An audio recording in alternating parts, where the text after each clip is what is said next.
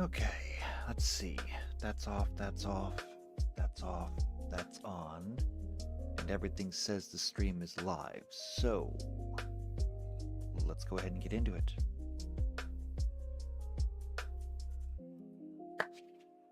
Hello, Shadowcat back with more Magic the Gathering. Yes, we're back again, and today I decided to change things up again because that's what I do. I change things. I think with this series, every single time I've come in here with a plan, I have changed it before the next week, and so we never got around to it. But that's okay. I have a reason for this today. I have a reason. I even have what I think is a good reason. And that's because, as we briefly mentioned last time, I went over guilds when we were talking about color identity. And the more that I thought about guilds and my players and everything, I realized that guilds are actually going to be really, really important. And so I figured that this was going to be a really, really good time to cover that, because guilds are going to cover a lot of things.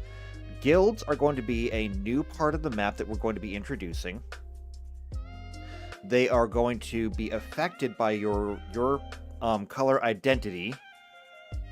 They're going to restrict or enable you to do certain things, specifically to cast certain spells, and they're going to be tied into the mana system that we have. So there's a lot that we're going to have to go through. And how we're going to do this is going to be, I don't really know that much. It's a work in progress. It's a work in progress. We're going to get it. So, without further ado, we're going to need a couple of things. We're going to need a spreadsheet, we're going to need our browser, but before we do that, I can already see that I've got people in the chat, so first off, let's say hello to everybody in the chat. I see that Blizzard Star is there. Hello, Blizz. Good to see you. I see that JP is also there. Good to see you too. I actually need to talk to you later. We have things to talk about. They're good things, I promise. But, gotta talk to you later. So, let's go ahead and bring in the browser. And we're going to bring in the spreadsheet. We got a blank spreadsheet today that we're going to start with. And let's get into it. So, as we discussed last time, when you make a planeswalker, you're going to be you're going to be picking a color identity. And that is going to change a lot of things. For starters, you are not allowed to learn any spell that is not aligned with your color identity. Now, this is something that was argued against when I first suggested it, because it was suggested that every planeswalker should be able to learn everything. And I agree. Every planeswalker should be able to learn everything. So now we have a scaling system where you will start with a single color identity, and then we will be able to add more colors to it later. That's going to help us when we get into the whole the whole, not factions, but guild system, faction system, whatever, because it's going to affect what you can join and when. So, first things first is we're going to go over some of these factions, and then we're going to get into how we're going to mechanically install this into our game system. And it took me a really long time to find this page, because this is not the page that I was looking for. I think the other one that I had was better, but I have no idea what that page was, and I can't find it again. So this is what we've got. Make the best of it. Oh, and JP says plug the Discord. Yes, I keep forgetting to do that. Okay, so before we get any further then, if you're enjoying this stream, make sure to leave a like on the stream, because likes probably don't do anything, but they make me feel a lot better. I mean, you know what? I forgot to even like my own stream. Here we go. Boop. I liked my own stream. Because I like me.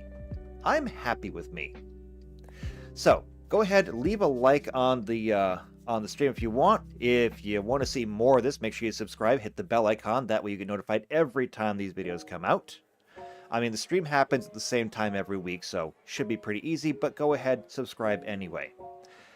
If you know somebody else who's also into either Pathfinder or they're into Magic the Gathering, share this with them, because I'm sure they're going to get a lot out of it. This is going to open up entire new worlds for Magic the Gathering players once it's done. It's not going to be just, hey, I want to go play a game of Magic. It's going to be, hey, how would you like to actually be dropped into the world of Magic the Gathering? I mean, what if you could choose your own spells and, like, actually command your army of creatures? It's gonna be cool.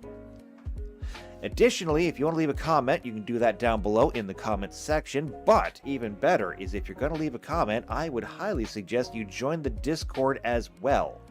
Join our Discord and you can leave comments there all day that people can respond to in real time. And if you would like to play with us, you have to join the Discord, because that's what we use for communication. So join the Discord, go to the Behind the Screen channel.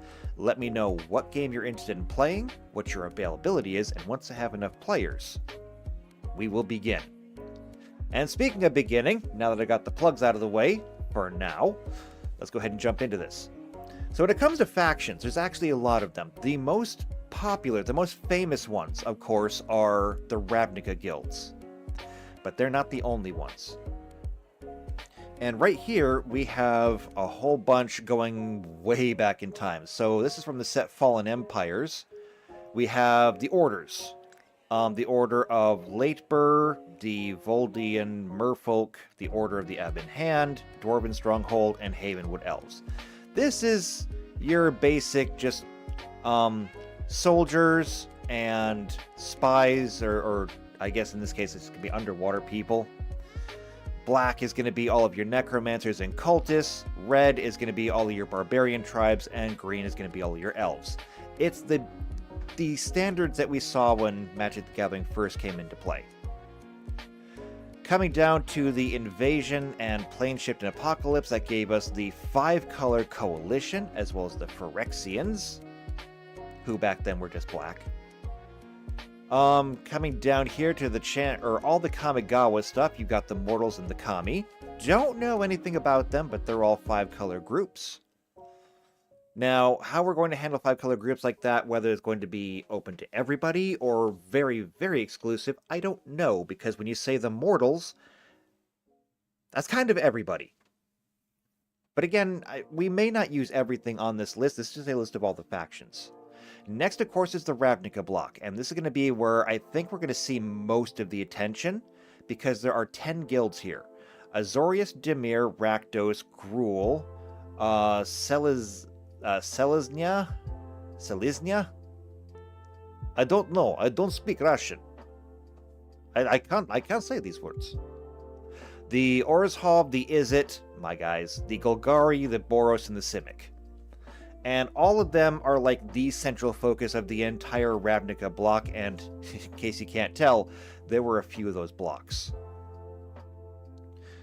There's the Alara, which, with all of their different shards, we will look into them. All of those are 3-color, and those are going to get interesting. And the Mirrodins, you've got, of course, the Mirrans and the Phyrexians. Down here at Tarkir, you've got all the houses and stuff. You got the Dragons of Tarkir as well. Each of those have their own brood, which is probably not important, but we'll look into them anyway.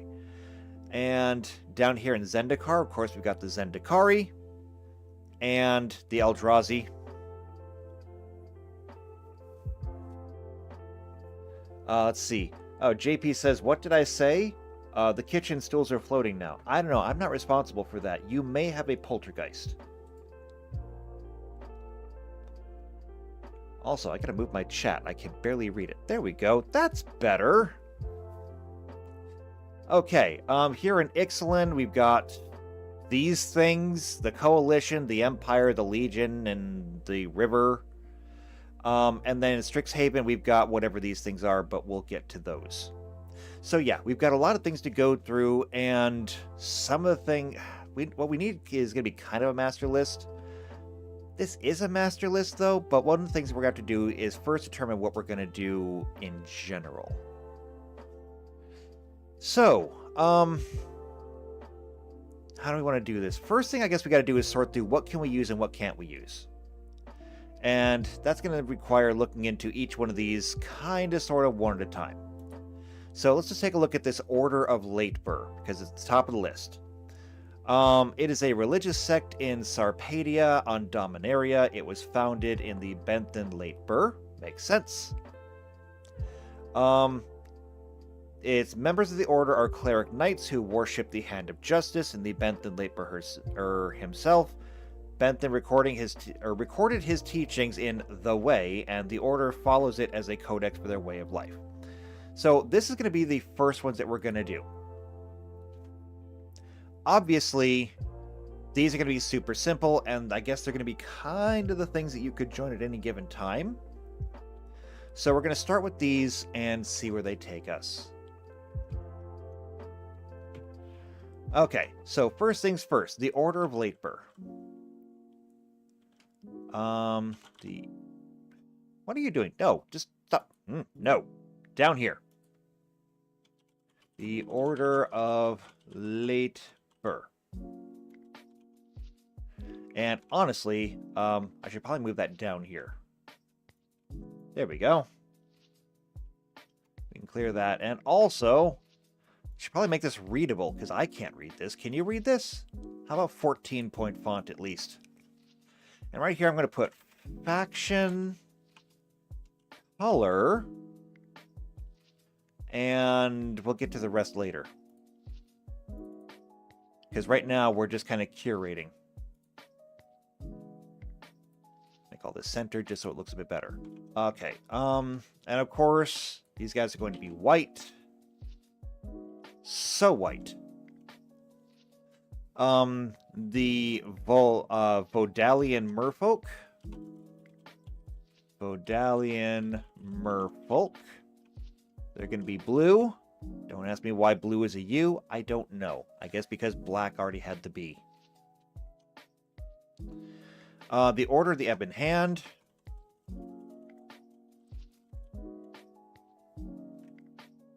They're going to be black. They are so black. The Dwarven Stronghold, which is red, and the Havenwood Elves. And they are green. Next, we have the Coalition. So let's take a look at them. The Coalition was a name given to the unified forces of Dominaria that resisted the Phyrexian invasion. In effect, this would place every known race of sentient and sometimes non-sentient creatures inhabiting Dominaria into the Coalition. Which means that this is not a group that you can join. It's kind of, if you're not part of the invasion, you are automatically a part of the Coalition. Which means we don't need to put it in there. There's nothing offered by this that we need to worry about.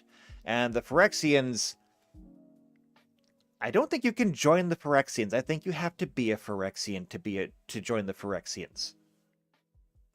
So we're not going to be doing that one either. And that actually brings up a really interesting point. Let's take a look at them regardless. So let's see. Phyrexian was a creature type introduced in Kaldheim and was retroactively added as far back as Antiquities. It also represents a faction, and as such, there are planeswalkers who are Phyrexians but do not have the Phyrexian creature type. Each Phyrexian planeswalker uses the completed mechanic to represent this. See, the reason I'm looking at this is because Phyrexians are a faction, but Phyrexians are also kind of a race. And as such, I don't have racial statistics for them. Perhaps, just perhaps, we need to have racial statistics for them.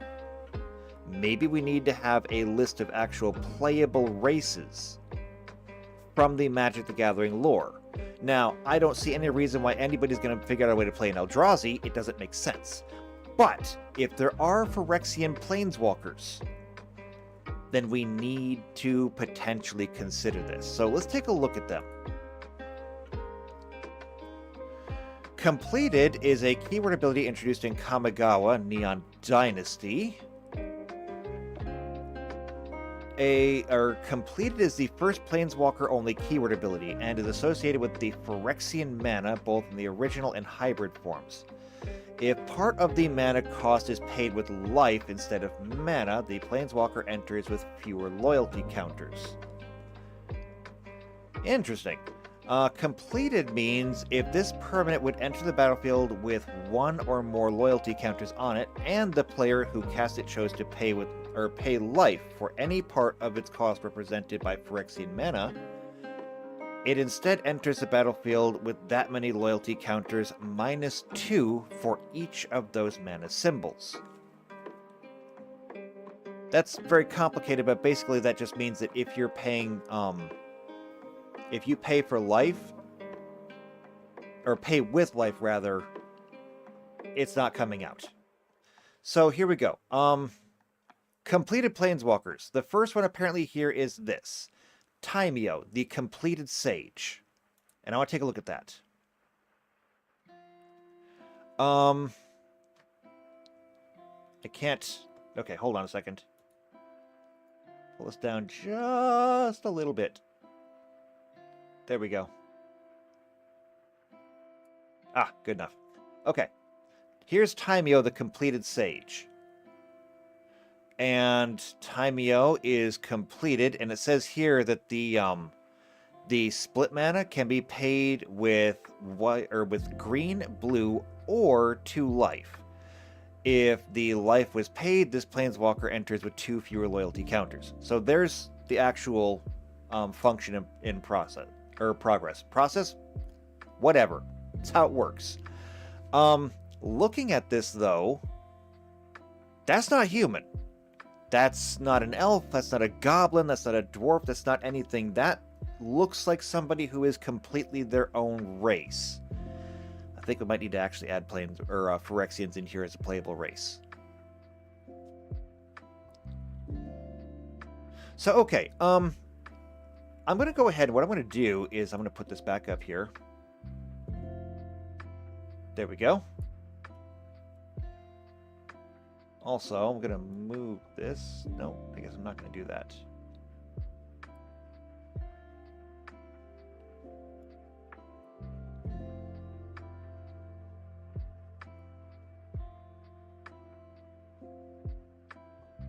Oh, there we go.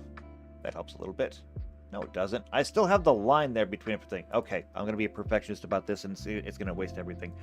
Okay, never mind. Not messing with it right now. Not messing with it right now. Stay on task. Stay on target.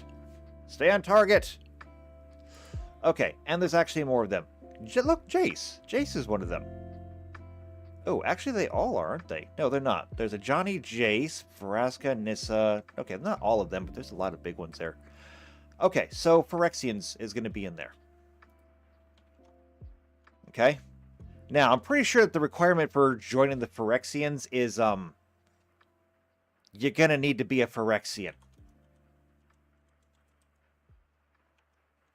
And they are technically black according to this. So there we go. Next we get into the Kamigawa.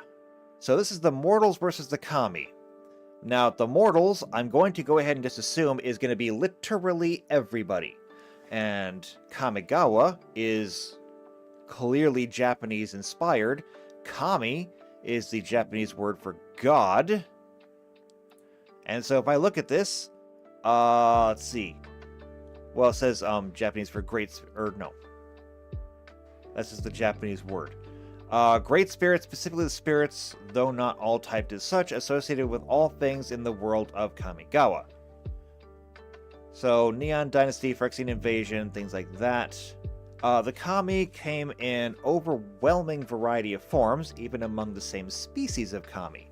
And their brand of magic is mysterious and beyond anything mortals have conceived. It's literally either eldritch or divine then, because it's beyond mortal comprehension. The greatest of Kami, or the greatest Kami of all, are the 5 Myojin, rivaled only by the mighty Okagachi. because it was theft of Okagachi's scion that the Kami War began. When they manifest into the ordinary world, their manifestation is a bit too unstable and creates strange energy objects orbiting around them. When the Kami are killed, they dissolve into a fine mist. As they have no flesh to be completed, they were killed en masse by the Phyrexians. Interesting. As they have no flesh to be completed. Wait, did the Phyrexians go through and actually try to, like, improve people? Are the Phyrexians the Borg? I'm starting to feel like the Phyrexians are the Borg. It's not important right now. Okay, here's the thing about these guys. So, the Kami are these ethereal god things. I see two possibilities here. Number one is I don't include them because they're just you can't be one, and therefore you can't join them. The other idea is that I make a playable race of Kami, which could be done. I mean, it really could be done. It says that the Kami are very diverse and that they have to take a mortal form, which makes sense. I could potentially do a Kami race. Here's what I'm going to do. I'm going to come back here to the overview. I mean, we're doing stuff here. Pathfinder classes, all classes are available. Add Planeswalker, travel system, planar travel. Yeah, we did all this. Playable races? Phyrexians? Kami? Maybe? I don't know. I have mixed feelings on that. Okay, anyway, getting back to this. So we have the Mortals, and the Mortals isn't even a link, it's just literally everybody. Then I guess we can have the Kami. And, oh, what is that? It's white, blue, black.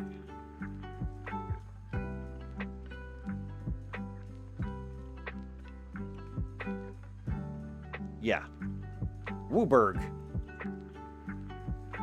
I think that's how they remember it, is Wooburg. Either way, I've got it on here now. I can always cross-reference it. Anyway, moving down. Next, we have Ravnica and all the Ravnican guilds. And guess what? Every single one of these is getting added.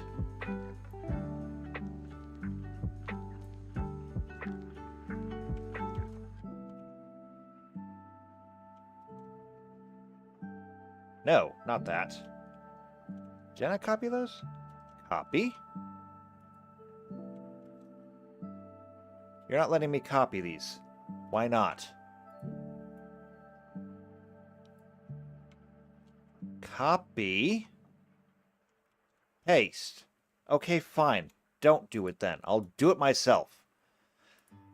Okay. Apparently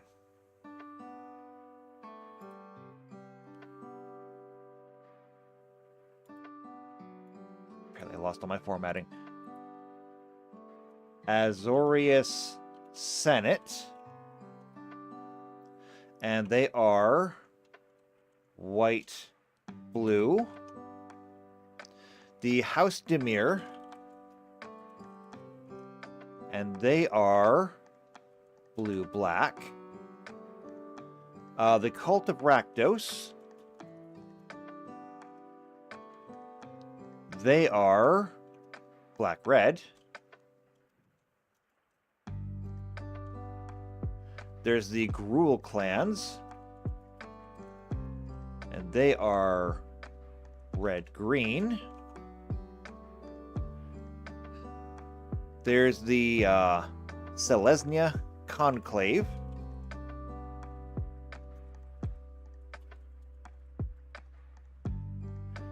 They are green-white.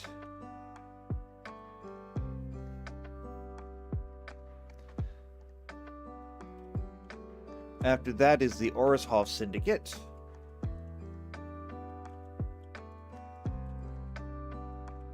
And they are white-black. There's the Is It League, of course. Don't even need to look them up. They are blue-red. The Golgari Swarm.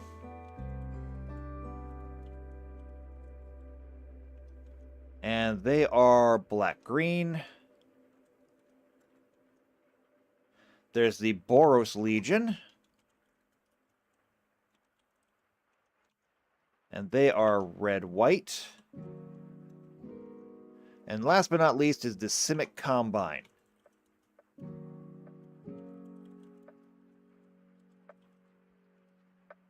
And I can't spell either of those words. There. And they are green-blue. Okay, and every single one of those we are going to have to go into more detail on, because it's going to change different things. Next up is going to be the Shards from Shards of Alara. And so these are going to be 3-color. So we have Bant, which is going to be green, white, blue. Esper, which is going to be white, blue, black.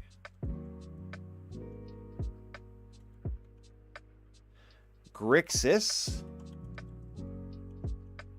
which is blue, black, red. Jund, which is black, red, green. And Naya. And Naya is going to be red, green, and white. So we got those. Alright, next up is from the Scars of Mirrodin, Mirrodin Besieged and New Phyrexia editions. This is going to give us the Mirrans and the Phyrexians. Well, we've already got the Phyrexians, although these Phyrexians are multicolored. So we may have to look into this again. But let's start with the Mirrans. Who are the Mirrans? I mean, I think I know, but either way. This just takes us to New Phyrexia. It is the metal plane inhabited by the Phyrexians who arose from the glistening oil after the defeat of Yawgmoth and the original Phyrexians. Oh, PC Unicorn is here. Hello, PC Unicorn. Good to see you here. You're going to love how many things I'm getting wrong today. Because I'm sure I'm getting more than a few things wrong. It's a learning experience. Anyway, let's see. Created as Argenta by the Planeswalker Karn, later named Mirrodin. It was formerly inhabited by various races taken from other planes via soul traps, invented by its warden, the Mad Golem Memnarch. After Memnarch was overthrown and his design thwarted, many of the plane's inhabitants disappeared in the Vanishing, returning to their original planes, which is cool, but what we want is what or who are the Mirrans? So here we go. It says Mirran Resistance right here. Let's take a look down here. The Mirran Resistance are the remnants of the Mirrans that continue to be alive or uninfected even after the completion of Mirrodin. They're composed mainly of the Auriok, the Volshok, Goblin, and Leonin survivors. Mainly of the... Yeah, all of them together. The last remaining Moriok, Nurok, Silvok, Elf, Luxodon, Ogre, and Vedalkin inhabitants of the plane. Most of the survivors who are at the later stages of pheresis often die in the camps while they are cared for by those who are less sick. Okay, so when they talk about the Mirrans, they are referring to literally everybody who is not a Phyrexian. Which means that this is not really a group that you can join. So much as if you are on Mirrodin and you are not a Phyrexian, you are kind of a Mirran by default. Or maybe not, but you get the idea. If you live on Mirrodin and you're not a Phyrexian, you're a Mirran. Not the kind of thing that you can join, which of course then brings us back to the Phyrexians. Which again, as we already established before, the Phyrexians are a race, not a faction that you can join, not like a guild. The same is true up here as is down here. The only difference is that these are multicolor and these are black. So we have kind of a choice here to make. Since this one down here is clearly just the opposite of the Mirrans, and it's the catch-all organization for all Phyrexians, you don't necessarily join the Phyrexians, you simply are one. Which means that there's not really any reason to have this one up here. Now, we can still have Phyrexians potentially as a race. Like, you could choose between human, elf, dwarf, goblin, whatever you want to do. But we can add a completed Phyrexian to our races. But having an actual, like, race up here, I don't think works. So we're gonna delete that.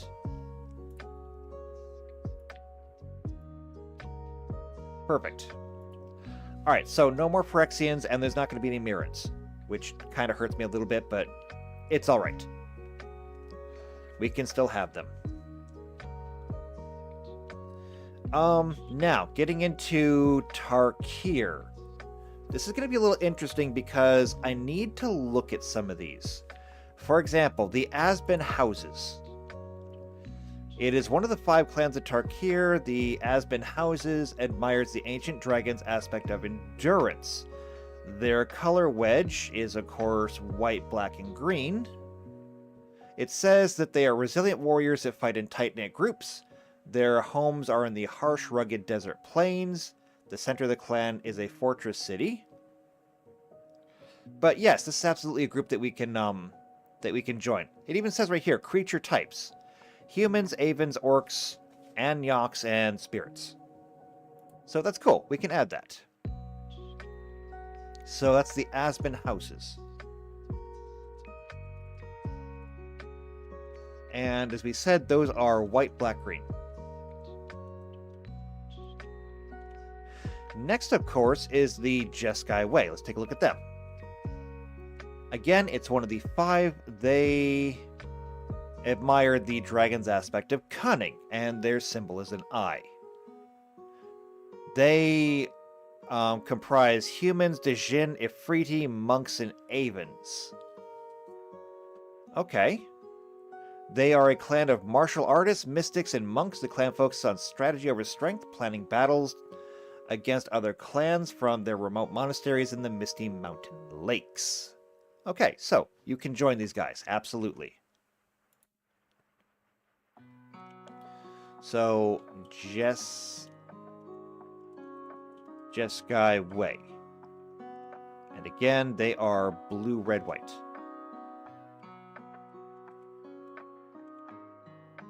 Next is the Sultai Brood. Now, I'm not sure... Did my mouse just stop working? No, there it is. The Sultai Brood. One of the 5 clans of Tarkir, they admire the ancient dragon's aspect of ruthlessness. The fang of the dragon is its symbol, and they of course have a color wedge. But are they dragons? No, they are not. They are humans, Nagas, Rakshasas, and zombies. So it does seem like the kind of thing that you could join. We'll go with that. So Sultai Brood. And their color is black, green, blue.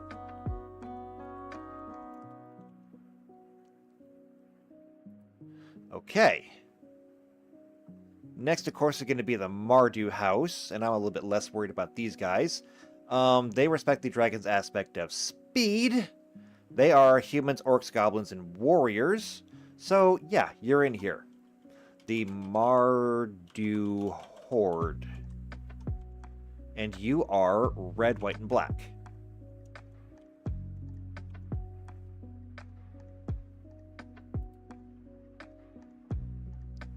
And last but not least, of course, is the Teamer Frontier.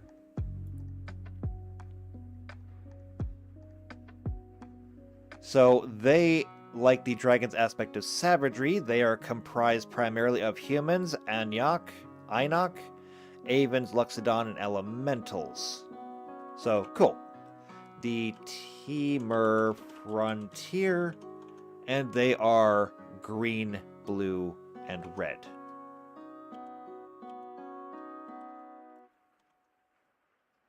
Perfect.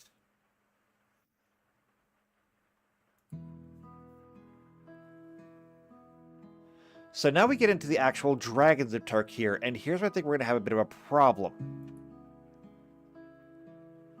Because these are not really things that you can join. These are simply the brood of, apparently, these giant monsters.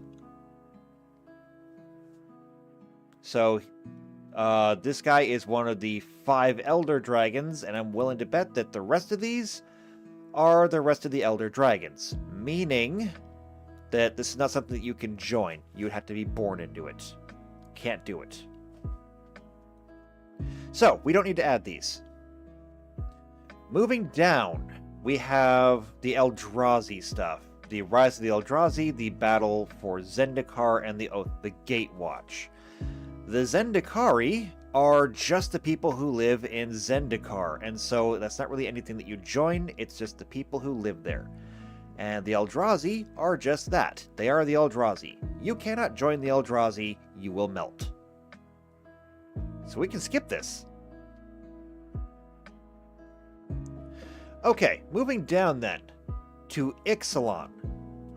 We have the Brazen Coalition. It is a society of pirates. They're looking for the One Piece. And they answer to no one and live on the storm-wrecked Sea of Ixalan. They are primarily goblins, humans, orcs, and sirens. And so, yeah, I mean, you can absolutely join the pirates. That's generally how you get more pirates. Somebody joins them. Pirates don't just come out of nowhere. I mean, I guess somebody had to be the first pirate. I don't know who that was, though. Doesn't matter. The Brazen Coalition. And the Brazen Coalition is... where was it? Oh, there it is. Blue, black, and red.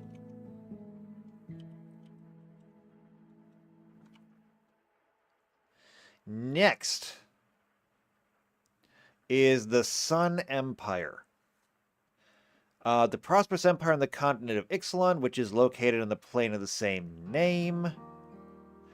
They span the breadth of the continent of Ixalan, composed of 4 major city-states that I'm not even going to try and pronounce, and hundreds of minor villages, fortresses, and towns between. The Sun Empire is rich in material wealth, natural beauty, arable land, biodiversity, and people. I could make an entire campaign setting here, it sounds like. Now, the Sun Empire has a central power structure, but while the other large cities are normally aligned with the capital, that hold is tenuous at best. And we can always explore that later. We're not going to do so right now. They do have a leader. They have notable members. Races. It just says human, but I guess it can be everything. Yeah. So, Sun Empire. You could join it.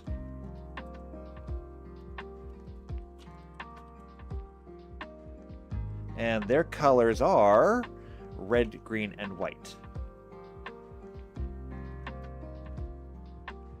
And I need to scroll this up. So I'm like way past the bottom of the page.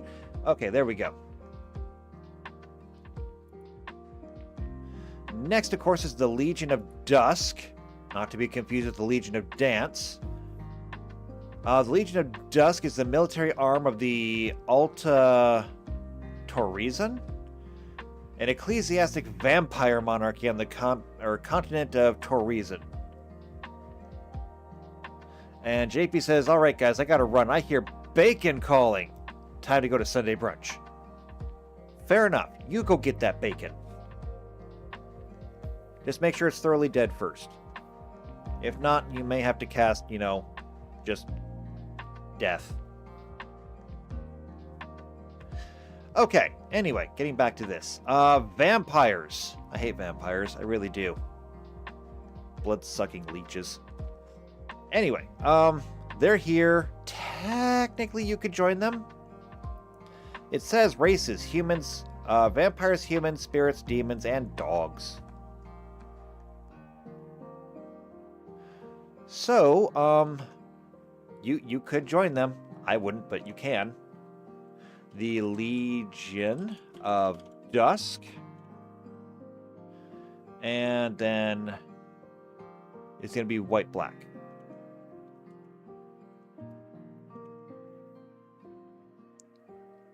That'll bring us to the last one in this. That's the River Heralds. They are a merfolk nation living on the continent of Ixalan, which is located in the plane of the same name. So, who joins these guys? Oh, just merfolk. You know what? Normally, this would be a problem. However, if I come back here to the D20 SRD, we go into races, like just races in general. Somewhere in here... Now, where is it? Hold on, let me look. Standard races. We got lizard folk, old red folk, skinwalker. Okay, first off, we have the Undine. Now, the Undine are one of 4 races where you have actual elemental blood in you. So, don't ask me how that works. Somebody, somewhere, has a rock elemental for a father. I don't get it. But you are part water elemental if you are an Undine. Now, what does that do for you? In general, your ability scores are as such: a +2 dexterity, +2 wisdom, -2 strength, because they tend to be... they tend to adapt rather than match force with force. Okay? Although I'm not necessarily sure I agree with that, because like you think if you spent all of your time in the water, you'd be pretty strong. They're medium size, they are outsiders from the native subtype.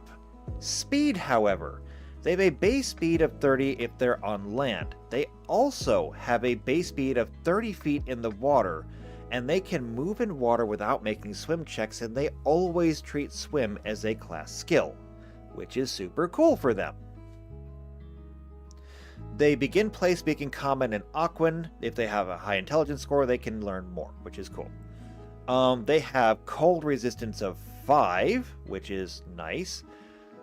They come with the automatic spell-like abilities. They can use hydraulic push once per day, which is nice. They have a water affinity. If you play an Undine sorcerer with the water elemental bloodline, you get to treat your charisma score as 2 points higher for all sorcerer spells and class abilities. If you're a cleric, you get to do the same thing, kinda, but it's always at a +1 caster level. They also get dark vision. But here we go. Alternate racial traits. This is what I wanted to look into. Amphibious. So, some Undines are born with a permanent bond to water. Undines with this racial trait gain the aquatic subtype and the amphibious special quality. This replaces their spell-like ability racial trait. So, they're going to lose their hydraulic push once per day. Which, you know, is fine. It basically means you become aquatic. Now, what does aquatic mean? Should be in here somewhere. I think it's a different subtype. Aquatic. Here we go. So, these creatures always have swim speeds and can move in water without making swim checks. An aquatic creature can breathe water. It cannot breathe air unless it has the amphibious special quality, which our Undine do. Which means that if you wanted to be a part of the River Heralds, who are almost exclusively merfolk, this is your in. You could play an Undine character, and especially if you took the amphibious trait, you could live underwater. Literally, you could live underwater. So that's one option. I thought there was another one in here. Give me just a moment to look. Well, right here, there's an aquatic elf. It says race points unknown because they're kind of hard to pin down. But here we go. This one is 14 RP. That's racial points. These guys are basically the same thing as elves. They have a lot of the same things that elves do. However, they are amphibious. They can breathe both water and air. So they can also live underwater. And down here a little bit further is actual merfolk. Now, these are your traditional merfolk, and there's a reason why you don't really see these, because these are actual mermaids. Among land dwellers, they're legendary figures. Yes, yes, yes. Here's the thing about these guys. So, ability score modifiers. They are graceful, hale, and beautiful, +2 dexterity, +2 constitution, and a +2 charisma. They have no penalties. They are medium creatures and have no bonuses or penalties due to their size, but here we go. Base speed of 5 feet on land. They don't have legs. Which means they cannot move on land. They have a swim speed of 50 feet per round, which, by the way, is about 5 miles an hour, which is not bad. I mean, I don't think you can swim 5 miles an hour. So they can swim about 5 miles an hour, and that's just, their leisurely cruising speed. Since you can technically run at up to 4 times your speed, that means that they can swim technically at about 20 miles an hour. That's faster than a rowboat. However, again, not having legs makes them really, really hard to play. But if you had the appropriate, party in the appropriate area, yeah, you could totally play a merfolk and you could join these river heralds. Okay. PC Unicorn says, can I make one named Lieutenant Dan? Is it because he got no legs? Look, you can make whatever character you want. I cannot stop you from naming them Lieutenant Dan. I can stop you from actually holding rank as a lieutenant, but I can't stop you from calling yourself that. Okay, so, that's merfolk, and I think that you would pretty much need that if you were going to join these people. But we can put it in here anyway. So, river heralds.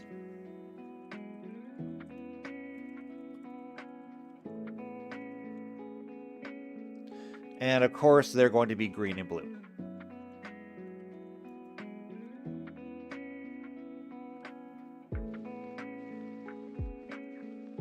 Alright. Now, I think we had a couple left. Yes, down here in Strixhaven, we still have 5 more left. So let's take a look at these. First up is a silver quill. Oh, right. All of the silver quill stuff, or all the Strixhaven stuff, these are all schools. Which is cool, because I can use that. In making them all schools, I can use them a little bit like libraries as well. So, silver quill.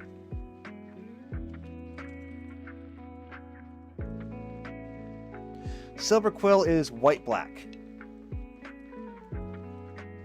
And it says down here that it is a race of humans, inklings, owlins, and vampires.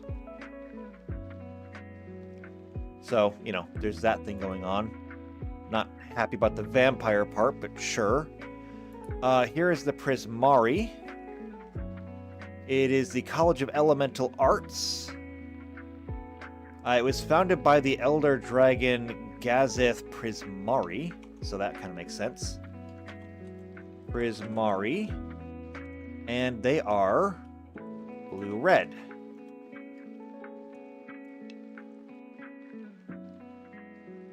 And their races are Dijin, Zifrides, Elementals, Humans, Octopuses, and Orcs.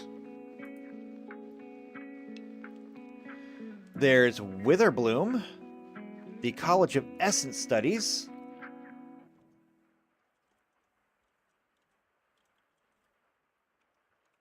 and they are black-green.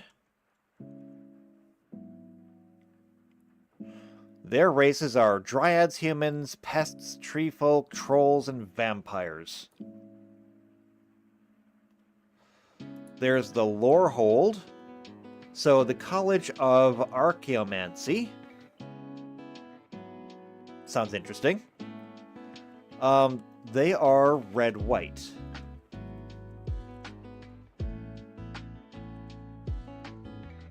And their members are dwarves, giants, golems, humans, luxodons, orcs, and spirits.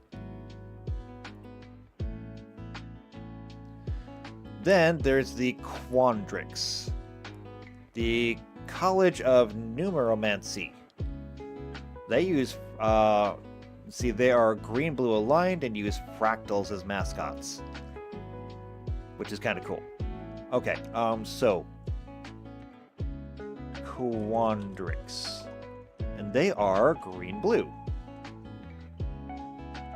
Cool, and that should be the last one. These guys are all Aven, Bearfolk, Elves, Fractals, Humans, and Merfolk. Okay, now that we've got that done, we have a whole list of everything that we can really use.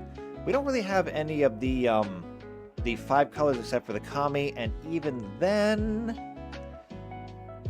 it's going to kind of come down to just... I think we should treat them like the Phyrexians. I've already got them written down as a possible race. I think I'm just going to remove them from this list because we don't really need them. Okay, now, this was my thinking when it came to the guilds. I was thinking about how does this apply to our landscape and how does this work? And what I was thinking about was this. In our mana system, we have a map area here. And we've gone over this before. This is nothing new to anybody. It's fine.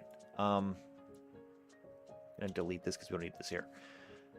I have a system here where I can auto-generate any kind of land that I want. And one of the things that I was thinking about was, if I add guilds, where am I going to put them? And my thought was this. If I look at these numbers down here, I got 2 examples here. I've got an ocean, I've got a forest. And you know what? Why don't I do one of each, okay? I'm going to do this. I'm going to delete that. I'm going to delete these. And I'm going to generate one of each of these. So I'm going to say this is going to be a mountain. This will be a plains. And what's the last one I need? A swamp. Okay. And we're going to come back to... Oh, hold on a second. I didn't do this yet, did I? Turn this off for just a moment, so I can get back to the proper page here.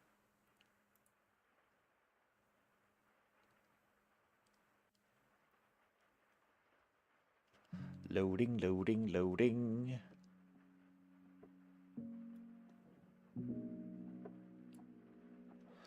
And get rid of those. Get rid of those.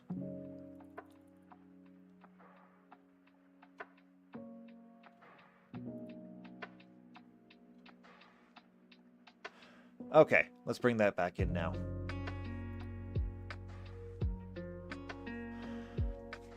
Okay, so let's go ahead and generate our mountain. So for that, we're going to need 2d6. Yes, 2d6. and then 1d4 for the rest.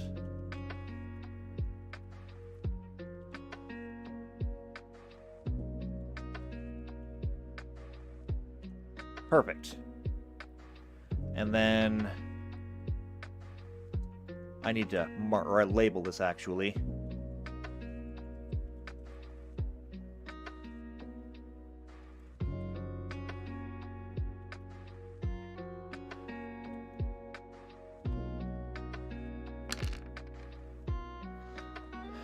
Okay. Actually, I could have just done 44, actually, now that I think about it. Anyway, this is going to be our mountain.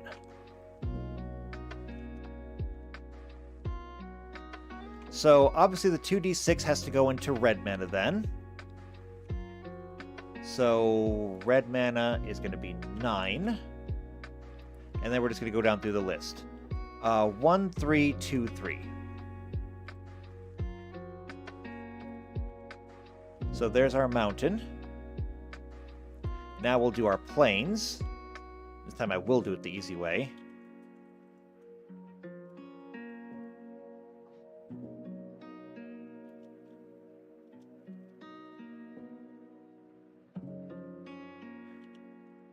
Let's make that 4d4. Perfect. So for the plains, that means that we're going to have 8 white mana. And then 4, 2, 2, 3.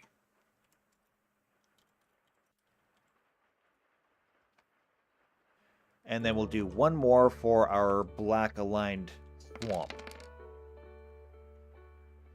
That's going to be 10. Put the 10 right there. And then for the rest of them, 3, 4, 1, 4. 3, 4, 1, 4.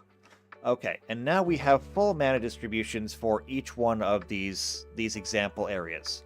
So our forests, well, I should say our oceans have 12 white or 12 blue mana, our forest has 6 green mana, the mountains have 9 red, the plains have 8 white, and our swamps have 10 black, which is great. You should see those. Now, why am I bringing this up? Because these are going to help us determine what guilds are set up in what places. So, for example, when I look at, I don't know, let's pick the plains here. The plains here is obviously white aligned, as it should be. So, what kind of guild should go here? Well, whatever it is, it's got to be something white. And then we'll look at what is the next highest. The next highest here is going to be blue. So right here we have a white-blue area. Do we have anything that matches that? When we come back here and we look at the guilds, we're looking for anything in white. Well, obviously we've got the Order of Lateburr, but that's not really required here. White-blue. Literally right here is the Azoria Senate. They perfectly match what we're doing. I could also potentially look for other combinations because I'm looking for either white-blue or blue-white. Actually, I'm primarily just looking for white-blue. Is there anything else? Actually, for that matter, is there anything that is labeled a blue-white? Or do they keep these all in a defined order? I think it's all defined order. Okay, so I'm just looking for white-blues then. There's the Azoria Signet. Or Senate, excuse me. There is an Azoria Signet. I know that because I have one. It's why it slipped. White, blue, white, blue, white, blue. There's white, black. White, black. Oh, there is only one white, blue available. And so, that means that if I'm putting in a city here, okay, if I'm adding a settlement, then it's going to have all the same stuff that every settlement usually has. It's going to have all of the merchants and weaponsmiths and everything like that. It'll also have a guild hall, and in this place, the guild hall will be an Azorius Senate. I can also do that for the others. Let's pick a different one. We'll use the swamp. The swamp is black, obviously. However, we have a couple of choices here. We have black-blue, we have black-green, or we have black-blue-green. Do we have anything like that? So I guess we're looking for a UBG. Do we have a UBG? UBR? I don't see a UBG in the list. How about just UB? We do. House Demir is that. And that's it. So we could put House Demir in this place. But what about the other combination? What if we wanted to go with BG? Black-green. Because I have options here. And each one of them is viable. We could go with the Golgari Swarm. We could also go with the Witherbloom. So again, there are options here, and we can use this to help populate our map with things that make sense. Because if we're on the ocean, I see no reason for the Cult of Rakdos to be there being black-red. It's like the worst place for them. Why would they be there? I bet they don't even take baths because they hate water that much. And so using this, we will be able to populate the map and make it a little bit more of a living, emergent world. And I think that's a really good thing. Okay, oh, and by the way, it is the top of the hour, so I'm just going to remind everybody again, if you're enjoying this, subscribe to the channel, hit the bell icon, that way you get notified every time these videos come out. If you know somebody else who also is into either Magic the Gathering or Pathfinder, in particular Pathfinder 1st Edition, but if they're into Pathfinder, share it with them. Otherwise, I mean, if you like what I'm doing, leave a like on the stream. If you want to leave comments down below, you can do that. But if you're going to leave comments down below, I would highly urge you to come and join our Discord. We have a Discord. It's linked below, and I know the link works. So join the Discord, and you can leave comments there. You can chat with us. More importantly, though, if you want to play with us, you have to join the Discord. So hop on there, go to the Behind the Screen channel. Let me know what game you want to play and what your availability is. And as soon as I have enough players together for a game, we'll play it.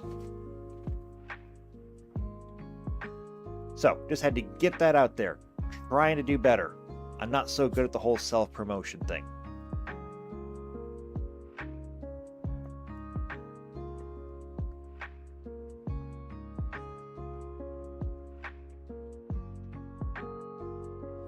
Alright, quick drink. And we're back into it. So, now that we've got the guilds in place and we know where we're going to put them, we need to ask the question of what do they do? And one of the things that I did notice, especially when I was going through the Ravnica block, is that every single one of these has some kind of associated ability. Or maybe I should make it so that, maybe we should go through the associated races first. I think we'll do that first. We're going to go through races first. So, we're going to start here with the Fallen Empires, and we're going to say it's going to be the Order of Vapor or the Feralites. Races are just going to be humans. Super simple. And there's a reason why I'm going over this. The Voldian Merfolk. This just takes us back to Vodalia.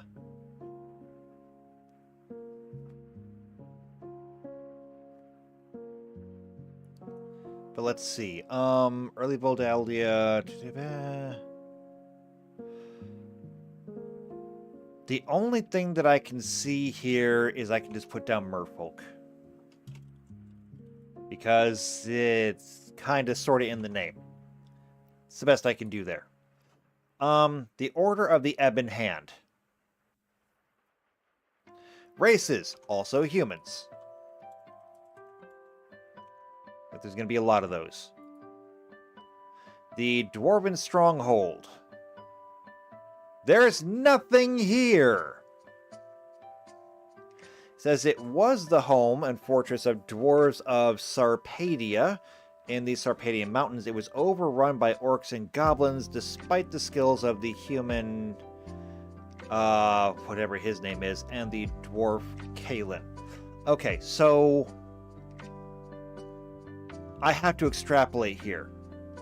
It was overrun by the goblins and orcs, and so it was held off by a human and a dwarf. I'm going to go ahead and say humans, dwarves.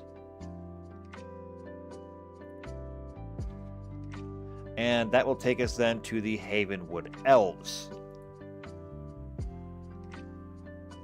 And these are both different links. Yeah, Havenwood and Elves. And Thalids. What's a Thalid again? I forget. Oh, right, the fungus creatures. Okay, so, Havenwood Elves, I'm just going to go ahead and say that this is Elves. Okay, done with that. Next, the Azoria Senate. Now, here's where things are going to get interesting, because now we're going to be getting into not just who's part of it, but also the creature types and such that they're going to be doing. But I'm going to have to work on that. However, there are also mechanics here that I think I need to focus on. Before we do that, did we have any lists of mechanics in here? Founded by... yeah, no, that we didn't. Okay. So we're going to add another list here. We're going to say mechanics. And the reason why we're doing this is very specific. If these mechanics are specific to certain guilds, then it stands to reason that they should not necessarily be available to everybody. This is going to be a limiting mechanic again. I don't feel bad about it because, again, there's over 10,000 cards. You will still have access to many, many cards even after we do this. It will actually help to kind of scale back some of the power creep. Now, you guys don't have any special mechanics, so we're going to get back into the Azoria Senate and fill this in. Alright, so down here... colors, mechanics, guild leader. There's no races listed. Okay. Then we'll work with what we've got. No races listed, but mechanics. Forecast, detain, and addendum.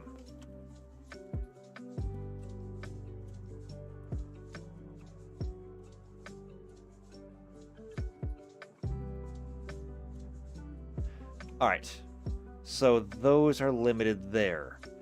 Next is going to be House Demir, also called the Unseen or the 10th Guild. It also does not list races here, but they do have the following mechanics. They have Transmute, Cipher, and Surveil.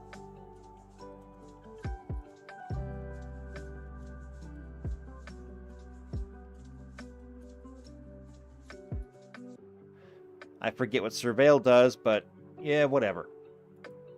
It's not important right now. Next will be the Cult of Rakdos.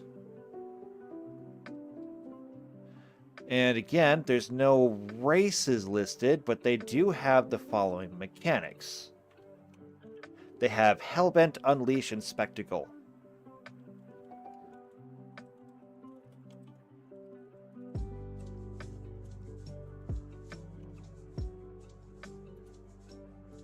Next is the Gruul clans. Again, no race, but they do have Bloodthirst, Blood Rush, and Riot.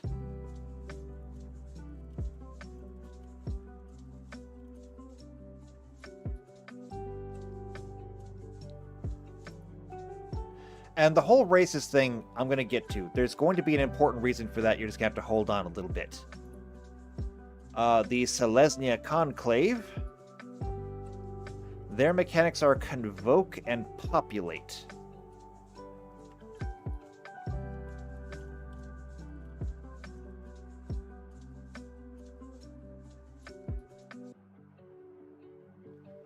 The Orzhov Syndicate.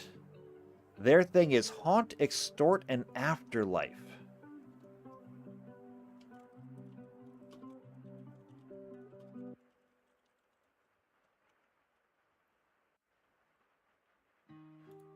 Next is the Izzet League. My guys. Okay. Their thing is Replicate, Overload, and Jumpstart. Replicate, Overload, and Jumpstart.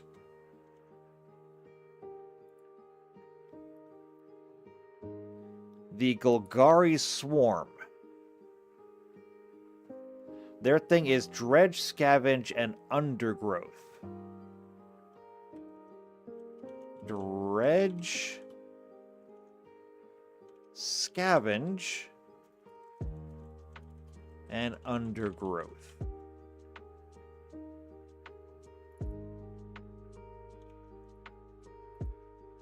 Next up is the Boros Legion. They have Radiance, Battalion, and Mentor.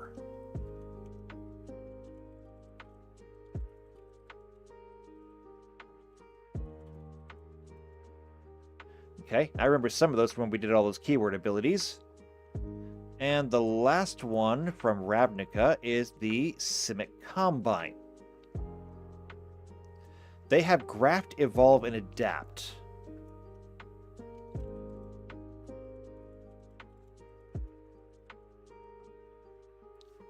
Okay, now leaving them behind, we move down into the shards.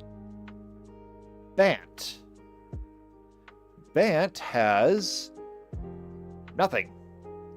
Nothing at all. I don't know what they're going to give us. I don't know.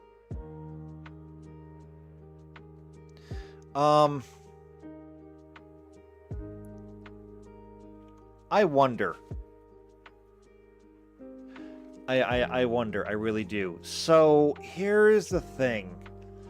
It says up here that Bant is one of the 5 shards of Alara. It is primarily white aligned with a green and blue secondary color. It is inhabited by humans, Aven, Roxes, and the semi-intelligent Liao Tao mounts, and the angels that watch over the plane.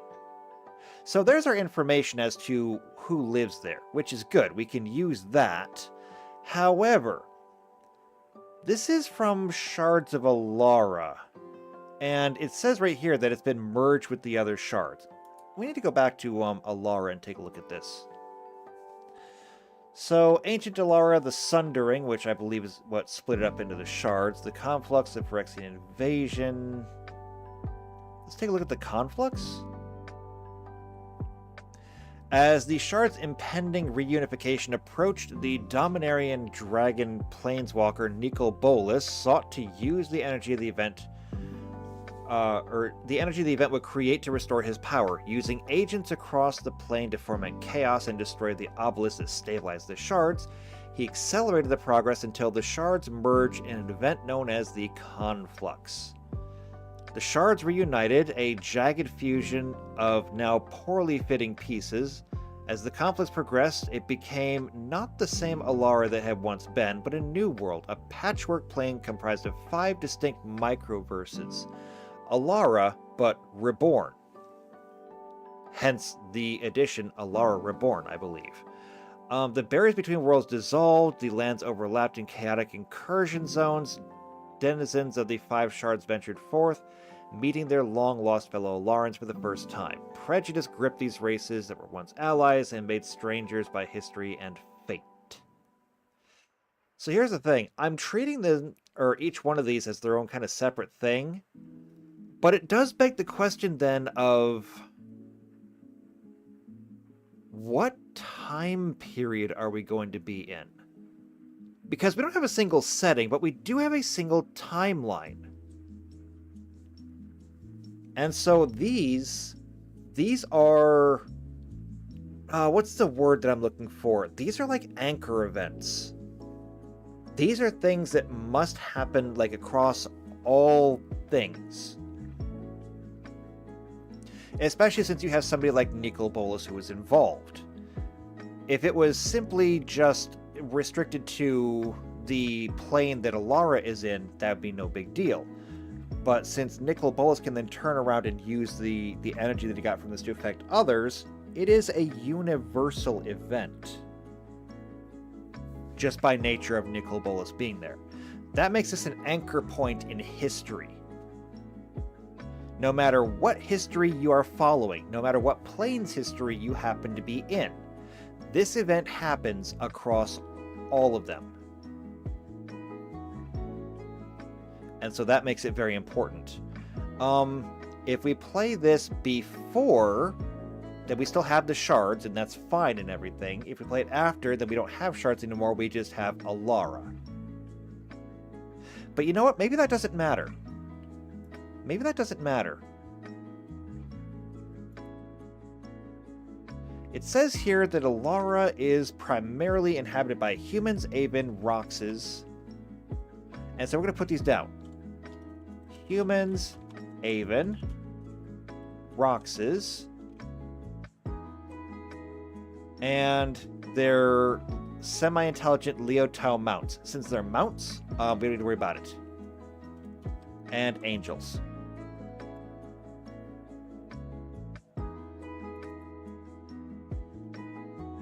Okay, next is going to be Esper, which again is going to be very similar. One of the 5 shards of Alara. After the conflux, it is located along the southern coast, but it does not list... Oh no, wait, hold on. Bereft of red and green mana, this plane's natural forces pale next to the supernatural power of its human and Vedalken mages, as well as under the foresight of the Esper's ruling sphinxes. Okay, there we go. Human, Vedalken, and Sphinx. What are the Vedalken again? Just a reminder. Oh, right, blue people. They're like really, really tall Smurfs that cast Fireball. Actually, no, they wouldn't. That's a red spell. They would cast... Well, no, I was going to say Lightning Bolt, but technically in Magic the Gathering, that's a red spell too. Even though everything storm-related belongs to blue. I don't know. It's complicated.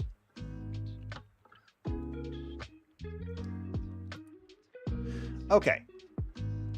Next up is going to be Grixis. So who lived here? Being a world of death, darkness, undead, hatred, envy, and a lot of other bad things, it is dominated by demons, horrors, and necromancers. Okay, well, we can work with that. Demons, horrors, and necromancers.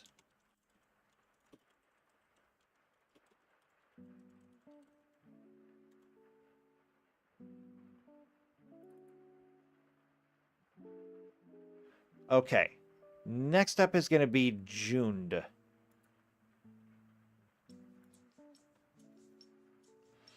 So this is the red plane, I believe. Yeah, primarily red aligned with black and green as secondaries. Let's see. Sharp mountainous ledges, lush jungles. It has a pungent sulfuric atmosphere, yes. Here we go. Active volcanoes add difficulty to the lives of its human, Viashino, and goblin inhabitants, as well as... but are a great advantage to the dragons. Okay, so... Human, Viashino, goblin, and dragon.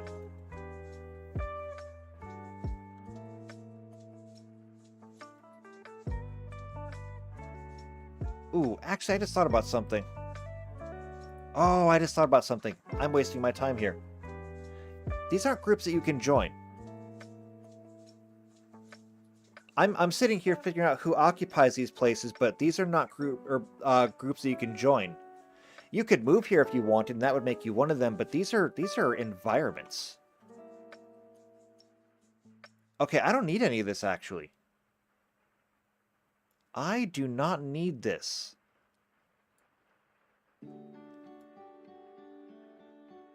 We can delete that, because that's a lot like the Mortals or the Mirrans or stuff like that. These are not an organization. These are just a population. Okay, never mind. They're gone. We don't have to worry about it. That just made our list a lot smaller. Okay. Skipping the Mirrans, skipping the Phyrexians because we don't need them. We're going to get down here into the Asbin houses. Okay. So here we go. Now we have everything. So it says right here, creature types are going to be humans, avens, orcs.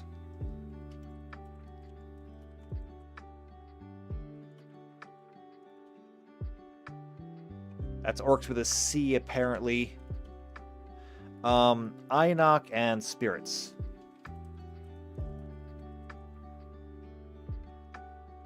And their mechanics are Outlast and Bolster.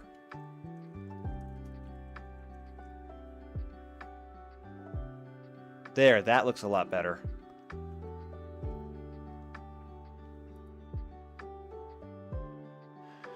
Alright, next is going to be the Jeskai Way. Their thing is they take humans, Djinn, Ifriti.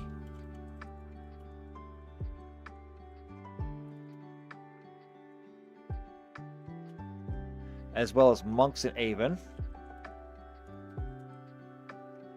And their mechanic is just prowess.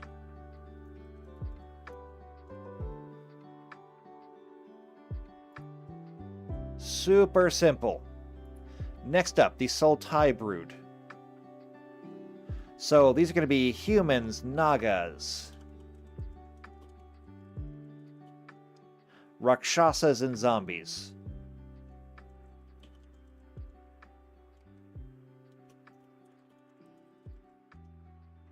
And their thing is Delve.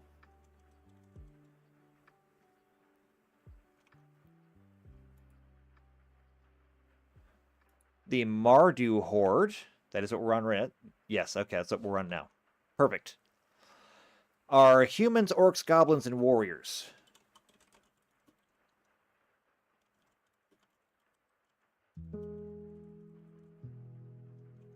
And their things are raid and dash. And that leaves just one more of these left. The Temur Frontier. So they are humans, Ainok, Aven and Luxodon,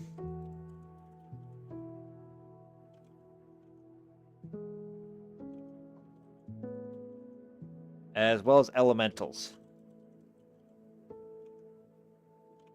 And their thing is ferocious. Okay. Moving down. We don't need to deal with these broods. Neither do we need to deal with the Zendikar. So the Brazen Coalition. Pirates!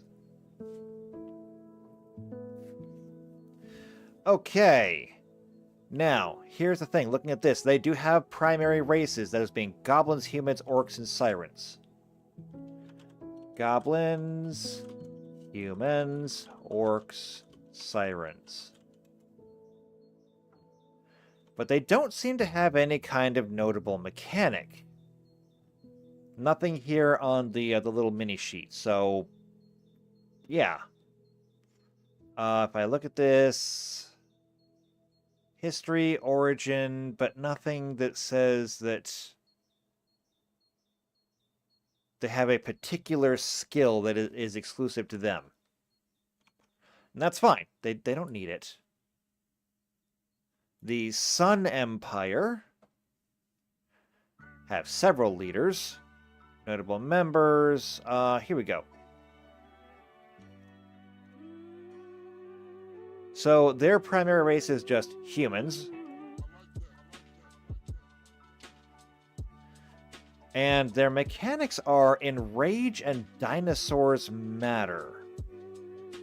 However, Dinosaurs Matter is not even really in there.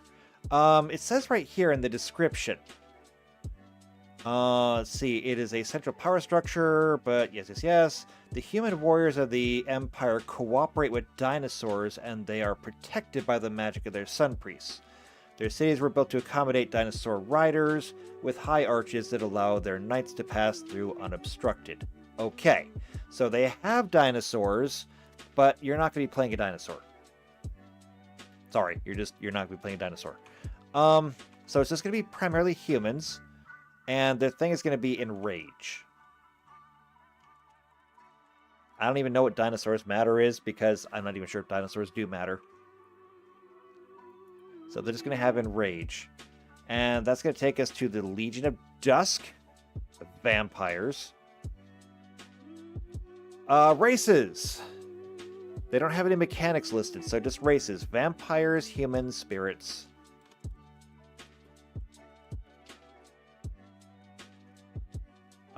Demons and dogs.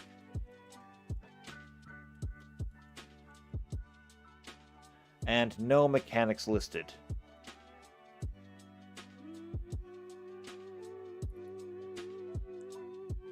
And that will take me then to the River Heralds. The River Heralds also do not have any mechanic listed, however, they are primarily merfolk.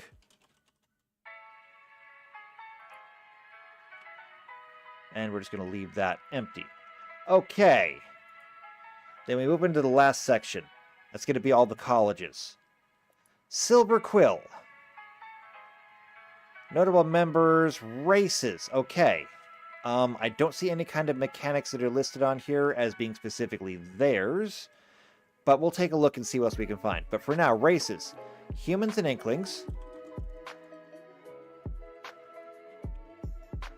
Owlins and Vampires.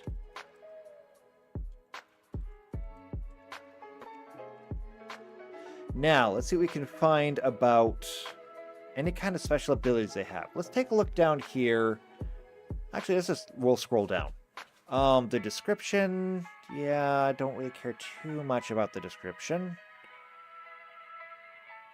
Let's say here that silvers are, unfortunately, it does also produce the most school bullies. So, yeah. The white side is about power using the language to uplift and share. The black side is power of language to point out stinging truths and attack their rivals. Which is kind of cool. Mascots, college locations, Silver Quill majors. Well, these are not exactly what I thought I was going to find, but they are actual majors. Communications, ethics, foreign languages, journalism, linguistics, literature, law, marketing, public relations, rhetoric, speech, and writing. Those are all actual, majors. But it does not show me any kind of mechanics that are particular to them, so I'm going to assume they don't have any. We'll go down to the Prismari. The Prismari are primarily Djinn, Ifriti,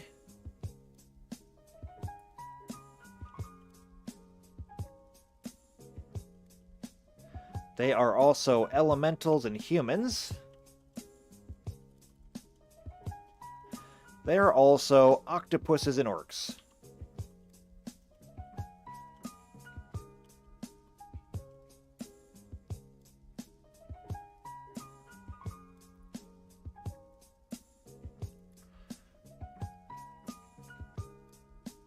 Alright, and none of these are going to have that, so I'm just going to fill those in right now.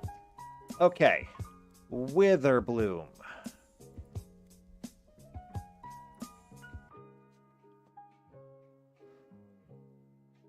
Alright, again, as far as I can tell, no notable mechanics.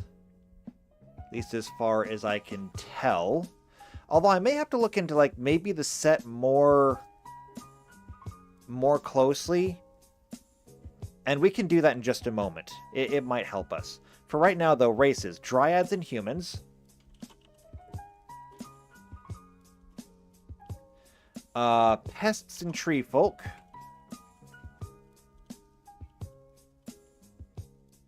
Trolls and vampires.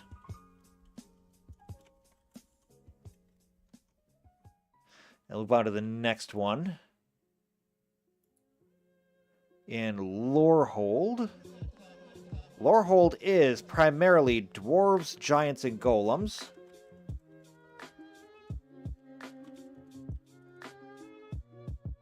Humans, loxodons, and orcs.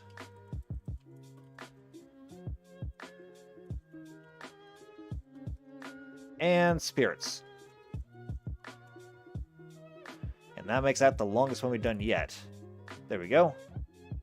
And the Quandrix.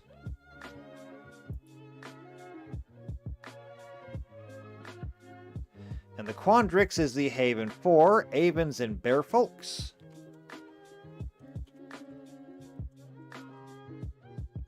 As well as elves and fractals. Humans and merfolk.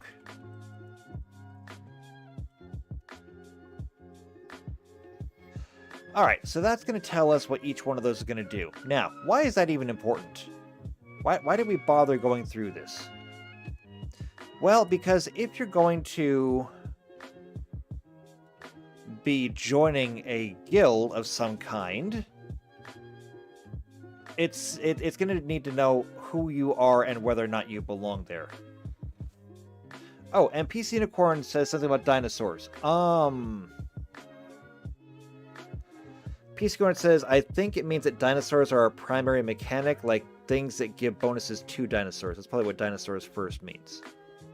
Makes sense, but like I said, no one's playing a dinosaur, so I don't need to worry about it too much. So I don't have this one fully worked out yet, but here's my initial thinking. What we're going to want is, in order to join a guild, so to join a guild, clan, organization, faction, etc.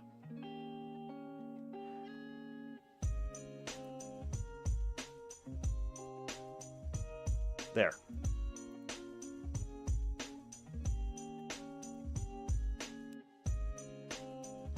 You're first going to have to find it. For that, we will be using the map generator, and we're going to install a guild per the mana values. Sure, I'll phrase it like that. That should be fine. So basically, you can have a guild there so long as it abides by the mana values. Which should be fine. This means that when you enter an area, it's going to have a lot of things going for it. Anyway, once you do there, once you find the guild, you will have to pay the admission fee. Now, what the admission fee is, I don't know yet. However, what I will say is, the fee goes up for every guild you have joined. Fee goes down if you are the right race. It was a little bit weird phrasing it like that, but I think you get the idea. If you're basically on the list of races who are primarily a part of it, then great. You get a discount. And if you're not, then you got to pay full price. Which means that if you wanted to join any of these things, then that's fine. You can do that, and you might even get a discount for it. However, if you're looking for the Ravnica guilds, there's no discounts available, and you will simply pay more for everyone that you're joining. I mean, let's say that you are red aligned. And because of that, at level 4, you pick black, and at level 8, you pick green. If I remember my color wheel right, the adjacencies for red are black and green. So you are now red, black, green. And you want to go start joining some guilds. Well, the first one that you join, because you're going to be red and black, is going to be the Cult of Rakdos. And congratulations, you did it. You're now part of the Cult of Rakdos, which means now you'll be able to get cards with Hellbent, Unleash, and Spectacle on them. But wait, there's more. Let's say that once you turn level 8, you pick green. Now you have lots of options.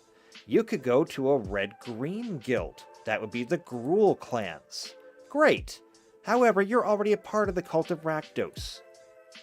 If you're going to join another guild, they need to know that you're in it for the long haul. And so, maybe it's going to cost, let's say 20% more. So if it was 100 gold, now it's 120 gold. But wait, you've got red-black, you've got red-green. What about black-green? You have both of those colors, you can do that. So we'll look in here and say, black-green, it's the Golgori Swarm. They have Dredge, Scavenge, and Undergrowth. How fun for you. You want to join them, but you're already part of the Gruul clans and the Cult of Rakdos. Because you're already a part of 2, maybe now it's a 40% increase in cost. Instead of it costing 100 gold to join, now it's going to be 140. And it can keep going up the more you join. Why is this important? Well, because, as we pointed out, a planeswalker being able to use multiple different colors is a good thing in our game. Is it necessarily lore accurate? I don't know. I don't know if it is or not. But it is going to be accurate for us, because as a player, you are allowed to play whatever colors you want. It also means that by the time you hit level 16 and you have all 5 colors, you could join all of these. But also think about what that means. The first one is normal price. And then 20%, 40%, 60%, 80%, 100%, 120%, 140%, 160%, 180% surcharge just to join them. It could be done. It would be incredibly expensive. And so, it's going to help limit things a little bit. It'll help tamp down on people grabbing a whole bunch of really, really super powerful cards and combining them in broken ways. Which I get is fun. It's totally fun to break the game. It is my job, however, as the DM to unbreak the game. And so I think that's how we're going to do that. Now, what does that mean for these? Like up here, we've got all of these things. We've got the Order of Late Bird, the Vodalian Merfolk, the Order of the Ebon Hand. What do these guys get? I have no idea. It's going to be something I have to do research into later to see if there's anything that I can offer for them. If there is, I'll put it in there. The same thing's going to be true for these. I cannot imagine that with all of these colleges down here, that they don't have something going for them. So let's take a look into that. Go back.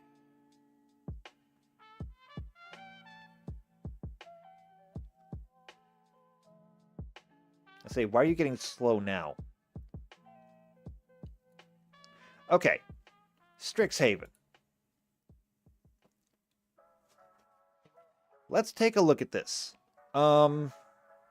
Strixhaven School of Mages, often just shortened to Strixhaven, is the 87th Magic expansion. It is set in the Strixhaven School on the plane of Arcavios. It was released in 2021. The set details, storyline, magic story, marketing, physical venue, Okay, here we go. Themes and mechanics. Okay, in place of the abandoned block model, R&D found a way to tie together the 3 non-core premier sets in a single magic year, aka the fall, winter, and spring sets, using the Northern Hemisphere seasons. They share a common mechanic for Zendikar Rising Kaldheim and Strixhaven.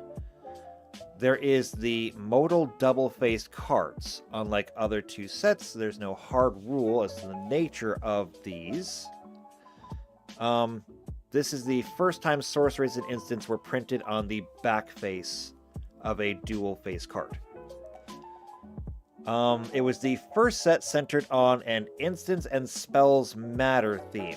It is designed around 5 enemy color pairs, which despite many years Magic had not been done before as a large expansion. Apocalypse, the other enemy color set, was drafted in a counterpart at the tail end of the invasion block, and likewise with Eventide and the Shadowmoor block.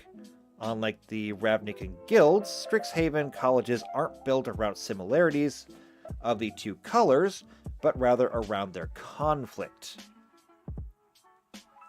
Okay, so they must have used like actual like enemy pairs. Yeah, white, black, blue, red, black, green, red, white, and green, blue. Okay, yeah, that kind of makes sense. Okay, a new mechanic is Magecraft, an ability word that causes an effect whenever you cast a copy of an instant or sorcery spell. For another new mechanic is Learn. You may reveal a lesson card from your you own from outside the game and put it into your hand, or discard a card to draw a card.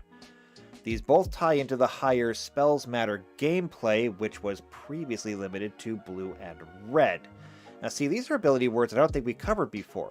Like we did Ward, it's an evergreen keyword, but I don't think we did these.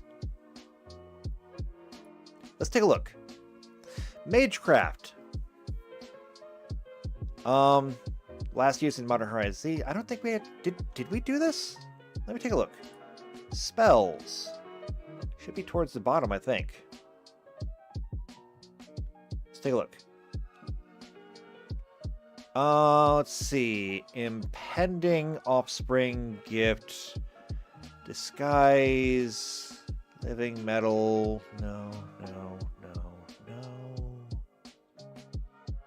Yeah, no, these are not in here. Okay, I guess I gotta add those later on.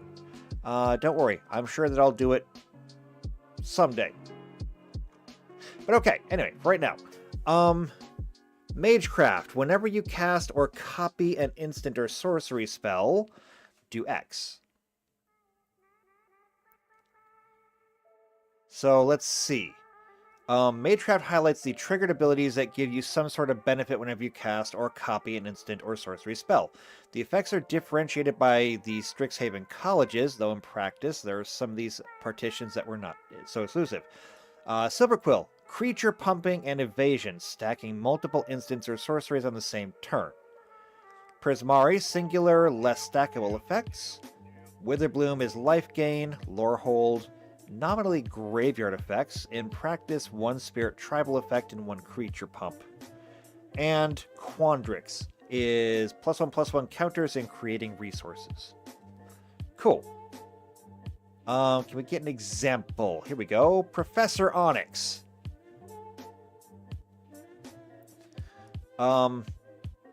So it seems to be a copy of the legendary planeswalker Liliana, and has Magecraft. Whenever you cast or copy an instant spell or sorcery spell, each opponent loses 2 life and you gain 2 life.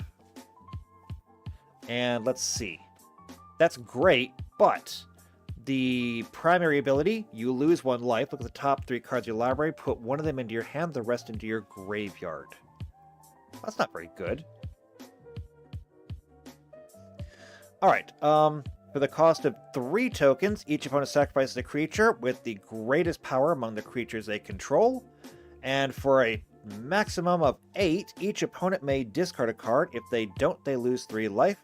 Repeat this process 6 more times. If you don't have a hand, you're taking 18 damage. Or wait, no.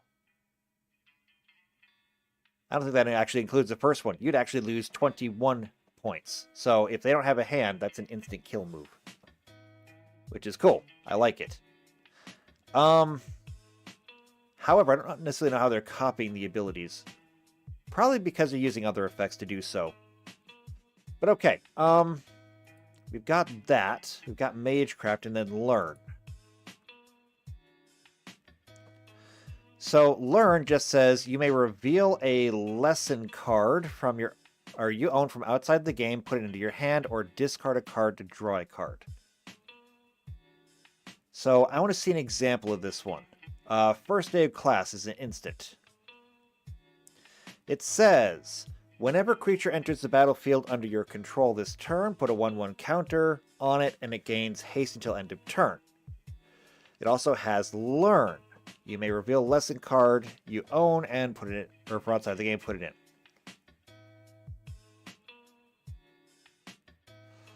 Okay, I want to see one of these lesson cards. And I don't want to be here either. Oh wait, I shouldn't have closed that. Okay, well, I mean, I'm almost out of time anyway. Let's just go up to here. Lesson.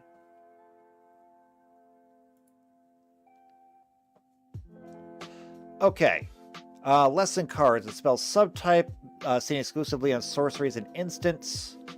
I want to see an example of one. Or no, wait, that is one. Learn. You may reveal a lesson card. This is the lesson card. Okay, never mind. And this one, Necrotic Fumes. Yeah, sorcery lesson. As an additional cost to cast the spell, exile a creature you control, exile target creature or planeswalker. Okay. Okay. So, whenever you have a card that says Learn, then, it allows you to do that, I guess. So if I look down here... Right, so first day of class does have Learn on it. And this is not a lesson. Okay. So yeah, first day of class is an instant, you play it, and it has Learn. When the Learn part triggers, you then can go and search for a lesson and put that into your hand. Since all lessons are either instants or sorceries, it basically gives you a free instant or sorcery, which is kind of cool. Now, is this necessarily useful for us? I don't know. Because, yes, technically in Magic the Gathering you can have a sideboard. Your character in Pathfinder will not have a sideboard, though. So I'm not sure how we're going to play this one. But what we can do is we can come back here and we can actually add something in here. So instead of having just blank, we can put in here Magecraft and Learn. And this is actually going to be the same for all of these. So you can join any one of them and learn both of these effects. Now, what's going to end up happening is that you're not going to be able to learn any or use any of these spells until you've joined a guild that has these effects. So let's say that you want to pick a spell like Crackling Flames, which is a spell that I know because I have it and I use it. It has Hellbent. It does 3 damage, unless of course you have no cards in your hand. That's what Hellbent means. So you want to play this one last. If you have no cards in your hand, it has Hellbent and it deals 5 damage instead. Which, you know, when you only have 20 hit points is significant. It's going, like I said, it's going to help kind of tamp down on the extremes. There's going to be a lot of different, or a lot of powerful combinations that can be made. This will help curtail that. Now, it's not going to prevent them. Because if you join the guilds and you learn these abilities, it's going to open up the groundwork for those extremely powerful broken combinations. And it's not going to stop all of the broken combinations. It's just going to help reduce them a little bit. And so I think that's going to be good. Now, what is that going to mean? I don't know yet. This is so far the best that I cut for the guild, but I think this is a really good start. And so with that being done, I think I'm going to knock out just a little bit early today. I feel good about this. I feel really good. I don't know what we're going to be doing next time. I know that I said something about doing artifacts, and I'm not sure if we're going to be doing that or not. I'm also going to spend a little bit more time on the guilds here, and potentially work on how they're going to be distributed.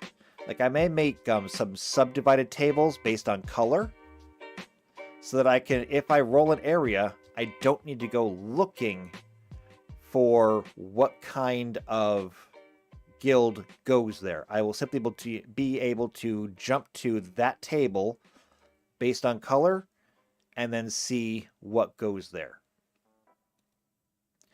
So, I'm going to leave things there. We'll take a break. We'll pick it up next week.